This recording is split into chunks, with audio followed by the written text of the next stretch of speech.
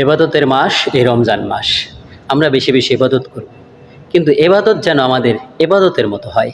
আমি যদি অল্প একটু কথা বলি আপনাদেরকে, আপনারা একটু সময় নিয়ে শুনলে উপকৃত হবেন আশা রাখি ইনশাআল্লাহ। আর যদি কথাগুলো ভালো লাগে, বোঝার মতো হয়, তাহলে একটু শেয়ার করে অন্যকে দেখার সুযোগ করে দিবেন।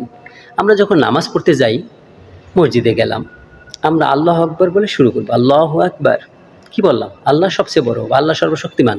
আচ্ছা, এই কথাটা কীভাবে বলা উচিত? অবশ্যই সুন্দরভাবে, বিনয়ের সহিত। আচ্ছা, এরপর আপনি বলবেন সুবহানাকাল্লাহুম্মা ওয়া বিহামদিকা ওয়া তাবারাকা ইসমুকা ওয়া তাআলা জাদ্দুকা ওয়া লা ইলাহা গায়রুক।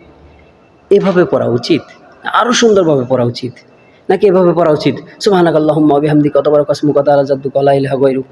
এভাবে পড়া কি উচিত? নামাজ নিয়ে আল্লাহ কি বলেছেন? আল্লাহ বলেছেন, ধৈর্যের সাথে সাহায্য প্রার্থনা করো নামাজের মাধ্যমে, অবশ্য তা যথেষ্ট কঠিন, কিন্তু সে সমস্ত বিনয়ী লোকদের পক্ষেই তা সম্ভব। আমি এই আয়াতের, এটা সূরা বাকারার ৪৫ নম্বর আয়াত, আমি এই আয়াতের একটি ভিডিও বানিয়েছি, আপনারা দেখেন না, একটি শেয়ার হয় না।